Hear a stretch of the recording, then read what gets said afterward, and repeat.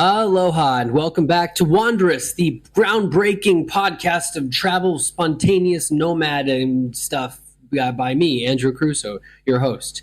I have to do things to keep this show extra interesting for my ADHD brain. If you have an ADHD brain, I hope you like this show. I hope that I'm able to keep it engaging to you. The whole point of this show is to lose your mind, to lose your addiction to attachment to outcomes. Theme song.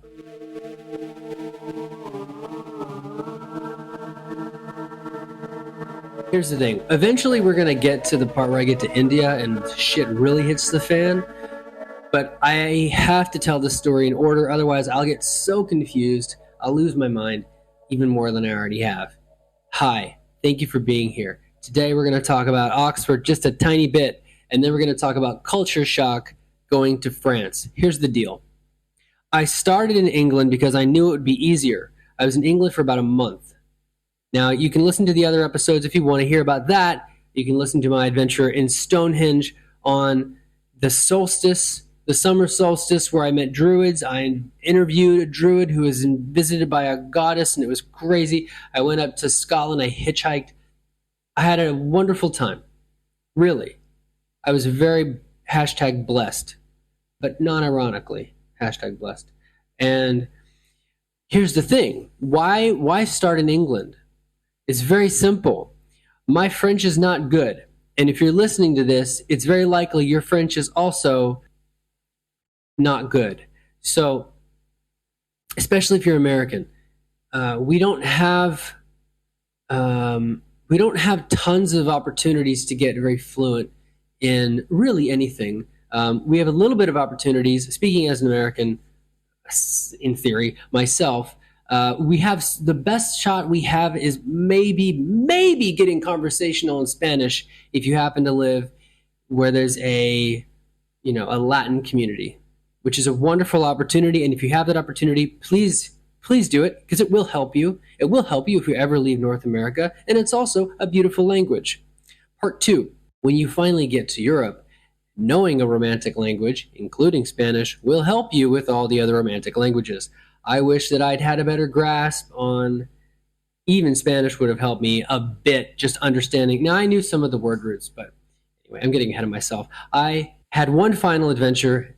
I was in Oxford, and if you want to hear the story behind that, that is a members-only episode that I just did because it has some spicy, sexy things in it that I don't want to share publicly. But one of the things I did when I was in Oxland, which is a real place apparently. No. One of the things I did when I was in Oxford was I finally went to the Evensong, which is a beautiful event that you can go to every day. I believe it's every day at a church called Christ Church in the middle of Oxford. I had a feeling that I probably would never come back to Oxford again, or it would be a long time. And I really want to soak up every little lovely cultural enrichment that I can and just become a better person through that. And I'm probably going to post some photos. I think, I'm definitely going to post a photo of the beautiful stained glass. If you're not aware, this is a Patreon-supported podcast. This podcast takes time and energy, a fair amount of time and energy to put together. I do edit the episodes so that I'm not completely embarrassed at how much I say, they're not perfect, but every Wednesday currently I post photos that accompany the free episode you're listening to right now. So the schedule, which is totally subject to change, is that a new episode comes out every Saturday, Asia time, which is a totally real time zone that I just made up. And pictures come out every Wednesday. The show is free on Saturdays. The pictures you get for a small monthly donation on my Patreon. That's patreon.com. If you listen to podcasts, you've probably heard about Patreon before. Patreon.com/Hello Crusoe, like Robinson Crusoe. HELLOCRUSOE. And if you're already supporting, thank you. It really helps. And I accompany each episode with photos. So today's photos are actually some of my favorites of the final little bits of Oxford. I went back to, but I will try to describe them because I don't expect everyone to join that. This is a labor of love, partly as well. There are two things I did before I left England. I went back to the Bear, which is the oldest pub maybe in the entire continent of Europe. It was started in 1209 or 1207. It was started a long time ago, and they've rebuilt the building a million times. And they have this, and I learned this in the walking tour I did. They actually have these clippings of ties. I have these wonderful photos of all these tie clippings, and there was a very eccentric man who would frequent the Bear, this pub, and I believe he worked there.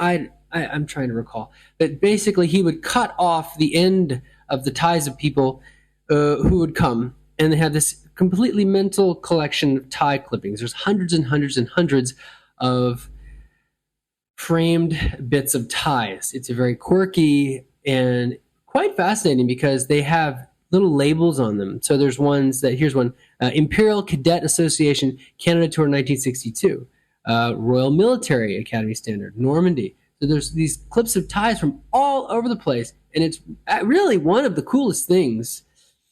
One of the coolest, bits of history you can get very up close and personal with. Old Ardinian. There's one called Sexies, but it's two E's. I don't know. Old Priorian, Great Yarmouth.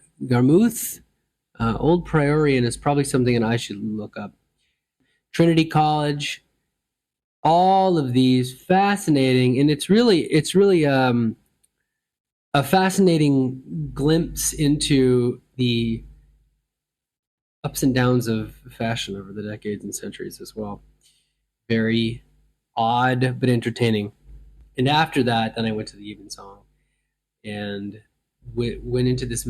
Just Christchurch as a structure is stunning, and it's free. I really recommend you check it out. If you go to Oxford, you got to go to Christchurch. I think it's one word. And they have this rose window you can see from the main platform. It lets in this abundance of light. I've got some killer photos of the rose window. Of course, there's a massive pipe organ hanging from the ceiling, which is sort of the deal in many of these places. Just remarkable. There's a skull carving with wings. So much symbology, so much history.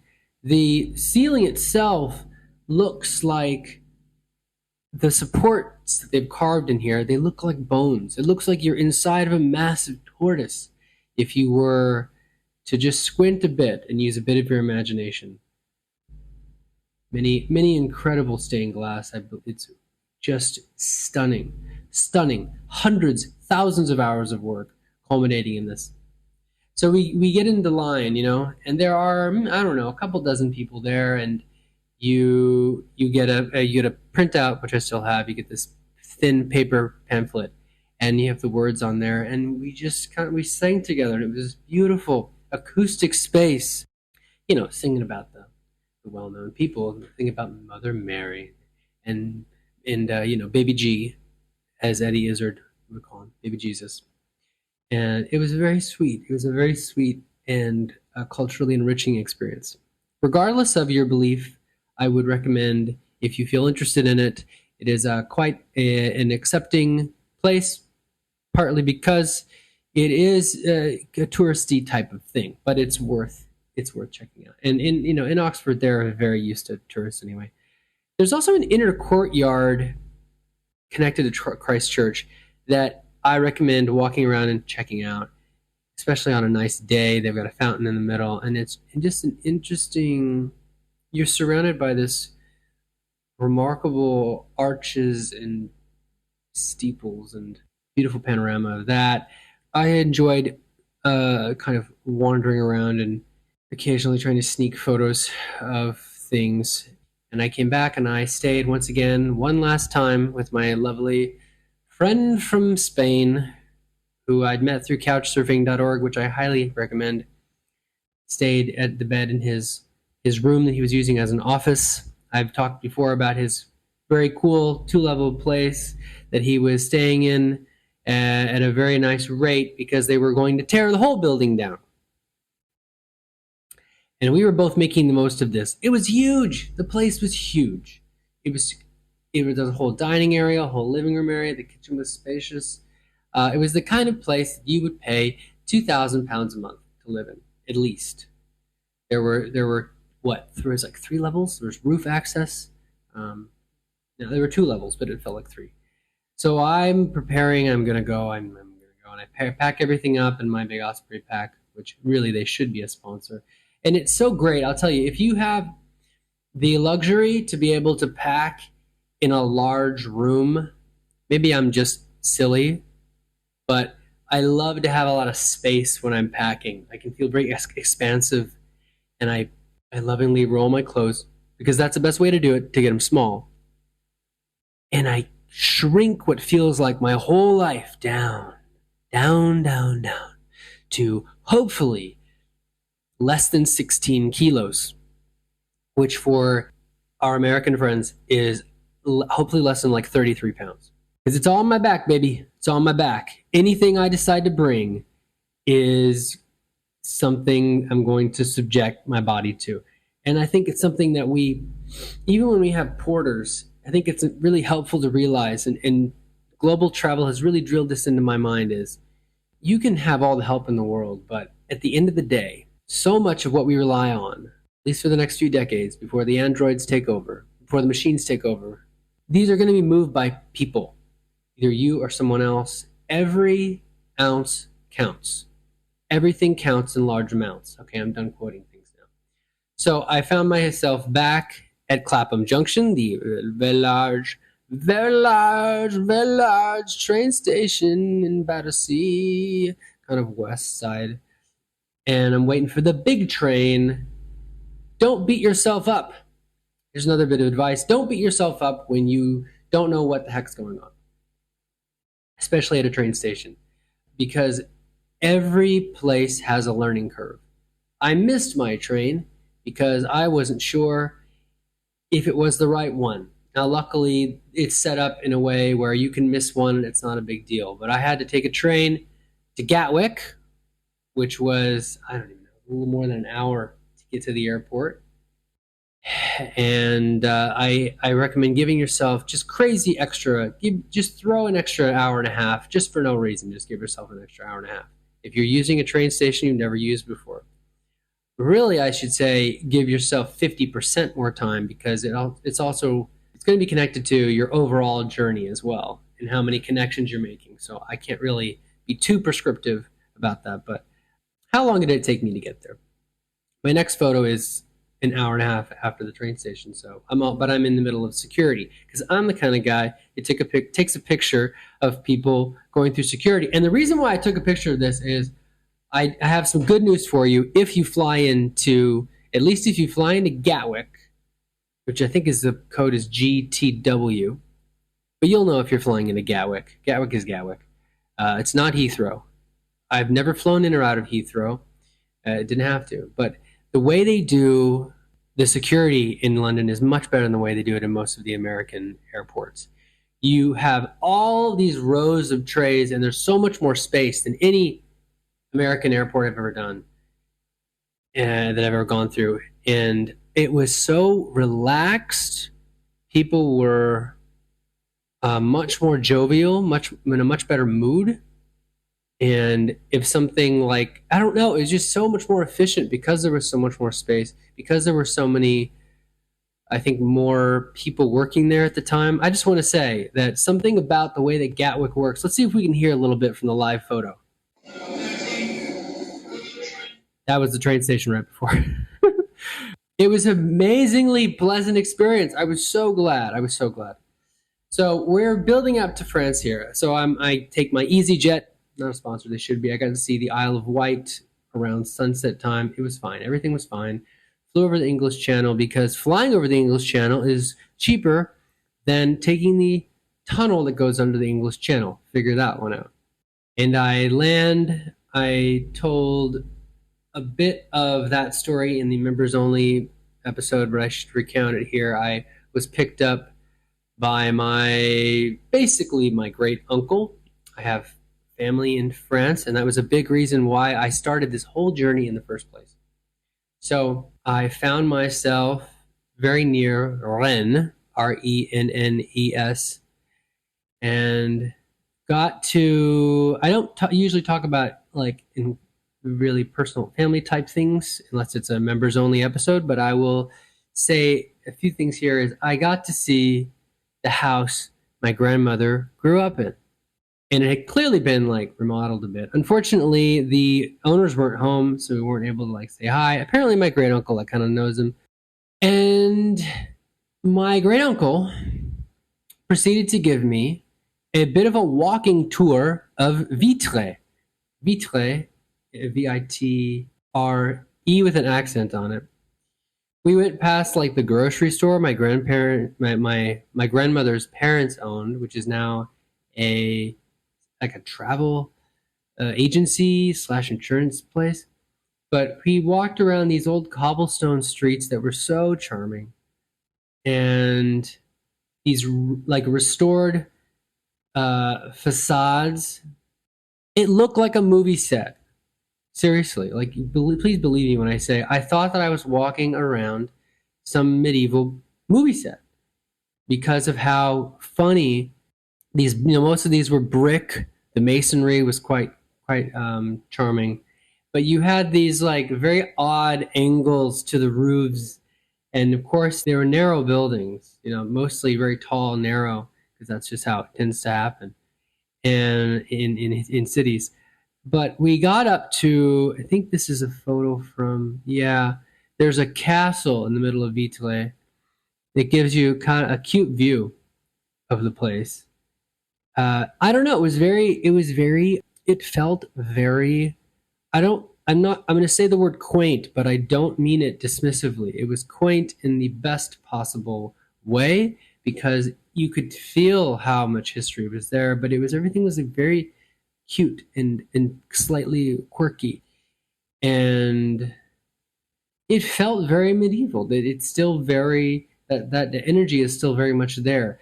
This is basically like a turret that they had remodeled and had built.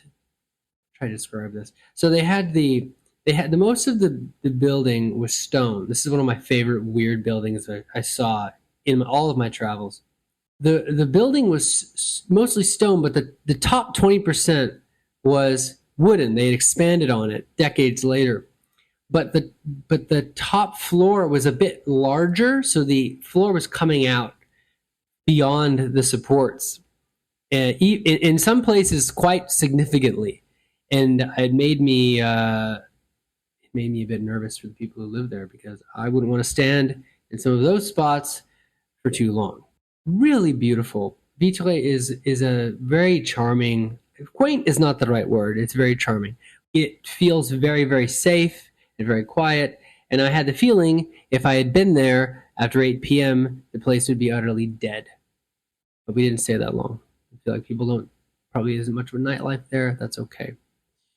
Then we went into the Notre Dame Church, which is a very small church in Vitré.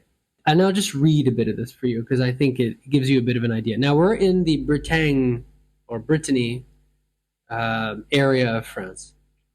At the heart of the walled city, the Notre Dame Church is a masterpiece of Gothic-era architecture in Vitré. The church was founded between 1420 and 1570. It was constructed next to the antique Roman nave, which became the choir for the monks of the neighboring Benedictine priory. The transept crossing tower and the northern facade near the priory are the oldest. The south facade before you was built between 1470 and 1540. With its multiple gables, a design that was especially popular in Haute-Bretagne, it is clearly the most ornate. Its remarkable and extremely rare outside pulpit. Oh yes, there was an outside pulpit that was, I'll see if I can get a picture of that too. Very strange. It looked like something that should have been, in the main worship area, but it was outside in just stone coming up. As well as the quality and richness of the carved decorations showcase the affluence of the overseas merchants who made financial contributions to the church's construction. Their markings are still visible on the building, etched into stone or carved into wood. The west facade, which is in a more Renaissance style, is less ornate than the southern facade. Designed as a plated facade, it was overshadowed by the large linen hall. The linen hall, the heart of Vitré's linen trade. Big deal back then. Linen Hall stood in the middle of this very square until it burned down in 1886. And that is something that you come to regret, is when a lot of these, some of the coolest things were destroyed, especially things in Japan later on. I would have a lot of regret of the things that just weren't there, or the things that were rebuilt, but I don't think were quite as good as the originals. So you're also dealing with the aftermath of a lot of conflict. So the things that are there, the stained glass that is 500 years old, which there is some, is that much more significant and meaningful, in my opinion. So we go inside of this Notre Dame, l'église Notre Dame of Vitré, and there's a whole big history preservation department for Britain in Vitré as well. But we had more to do. My great uncle had invited me some distance, about an hour away, where I was going to meet his friends. Did his friends speak much English, you ask? No, and this will be a theme and something that I learned in my time in France is, here's the thing. We had essentially a backyard dinner party with a long table in the backyard. And it was a riot. And it was so fun. And everybody there was old and tipsy and energetic. I was the baby of the group in my 30s. I was the baby of the group. They served me a lot of fruit. They were very confused. Why were they very confused? They were very confused I couldn't have cheese. They were very sad for me that I was intolerant au lactose. Lactose intolerant. This was a very odd thing for them. I think that the French people who are lactose intolerant, and surely there are plenty of French people who are lactose intolerant, I literally think that they eat lactase pills and just convince themselves that the pain is normal.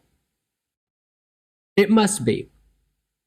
Because lactose intolerance statistically is quite common around the world. It's a little less common in certain tribes and groups, but it still exists in France. We were very lucky. There was a beautiful day. There were fun conversations, but at some point I ate too much baguettes. Baguettes are vegan, by the way. I drank too much sparkly, and I was tired. I was very tired. I had a long day, and I lay down, I just kind of watched them. At one point, I lay on this long chaise thing, and I just enjoy, these towering oaks above us.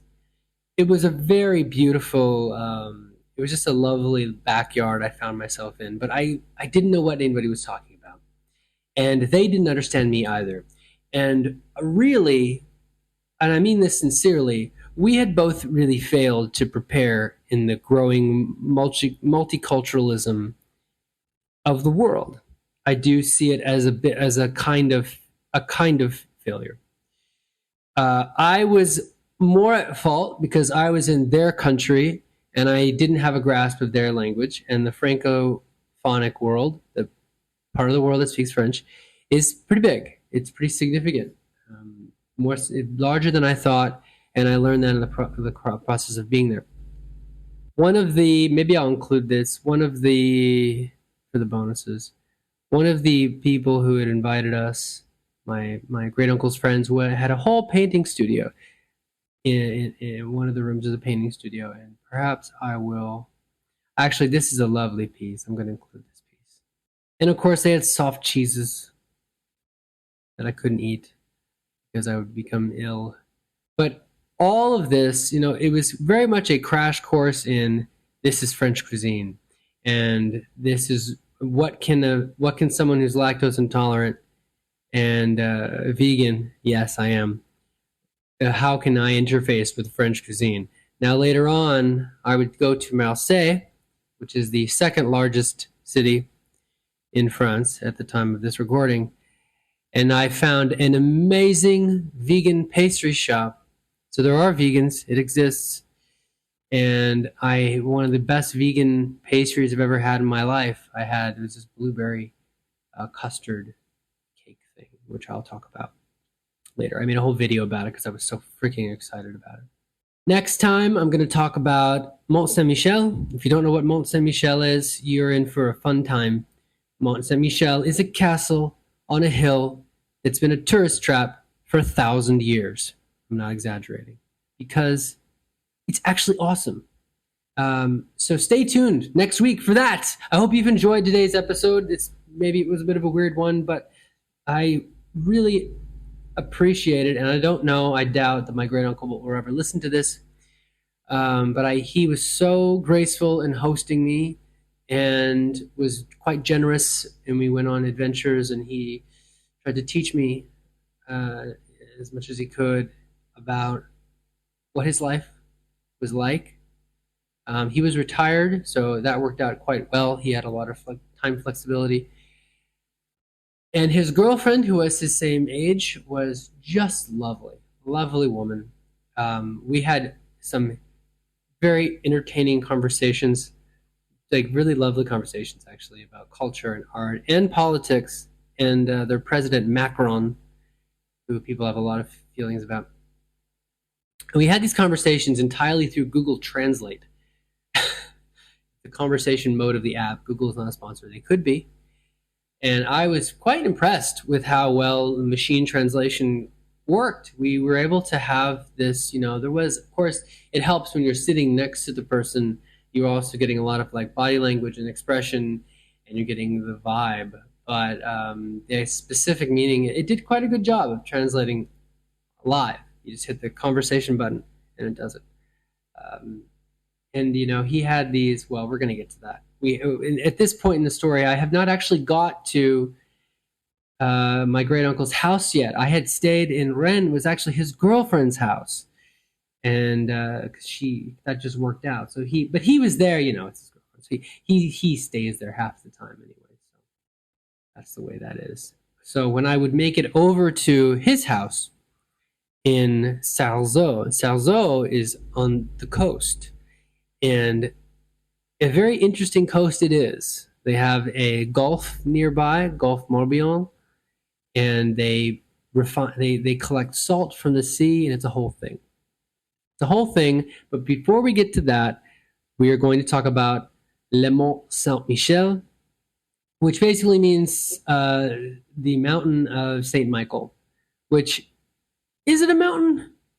You can be the judge of that. But basically, it's pretty big. It's pretty big. And it is a hilarious island just in the north coast of France. And it's a riot. And I can't wait to tell you all about that next time. It is a medieval tourist trap that happens to be beautiful and mysterious and weird. And quite an architectural accomplishment, if I would say so myself. It's not easy to build a cathedral on top of a tiny mountain on an island. It was fascinating, and it's an odd specter of a thing. When the tide is low, you can walk there. It is shallow enough where you could walk there, although you must be careful. Some places have quicksand. But more about that next time. Thank you so much for tuning in. If you're not following me on Patreon, please feel free to follow me for free at patreon.com/HelloCrusoe, like Robinson Crusoe. If you are following me on Patreon, but you're not on Spotify, finding this on Spotify, so all the links are in the show notes for this. So wherever you're listening to this, the show notes should be really nearby. It's usually the last thing in the show notes at the bottom. There's links to both of these. And if you're following me on one, please consider following me on the other, because it really helps with the algorithm and make sure that you don't miss any of these episodes coming up. There's some amazing stuff coming up, and I can't wait to share it with you. Thank you so much. And as we would say on Hawaii, where I lived for about 5 years, mahalo nui loa. Thank you very much. And if you have any questions, feel free to comment on the Patreon. Even people who are not financial supporters are able to comment, and I love hearing from you. And anyway, stay tuned for Mont Saint Michel next time. Aloha.